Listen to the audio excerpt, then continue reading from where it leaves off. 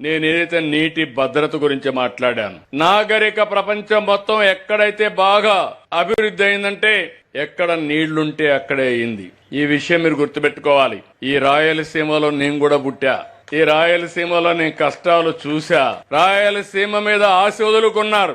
ఎడారిగా మారిపోతుందన్నారు. ఎడారిగా మారిపోయిన సూచనలు కూడా వచ్చాయి. ఈ రాయలసీమ ఒకప్పుడు రతనాల సీమ, ఇప్పుడు రాళ్ల సీమగా మారిపోయింది. మొట్టమొదటిసారిగా మన ఆశలు చిగురించే విధంగా చేసిన వ్యక్తి నందమూరి తారక రామారావు గారు. నేను ముఖ్యమంత్రి అయిన తర్వాత కూడా అనంతపూర్ లో రాయదుర్గం ఎడారిగా మారిపోతా ఉంటే డబ్బులు ఖర్చు పెట్టి ఎడారిగా మారకుండా ఉండాలంటే ఏం చేయాలో కార్యక్రమాలు చేశాను. అక్కడి నుంచి మన ప్రయాణం కొనసాగింది.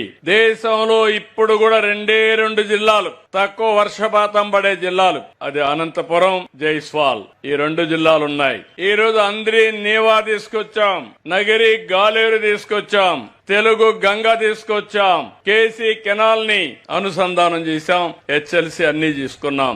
రాయలు కట్టినటువంటి రిజర్వాయర్లో నీళ్లు లేక ఎండిపోతే నిన్నే పుట్టపర్తిలో చూస్తే ఒకప్పుడు హెలికాప్టర్ తిరుగుతా చూసేవాడిని. చెట్టు కనపడేది కాదు, నీళ్లు కనపడేది కాదు. ఈ రోజు గర్వంగా చెప్తున్నా, ఎక్కడ చూసినా జల కళ రాయలసీమకు వచ్చిందంటే అది మన దూరదృష్టి.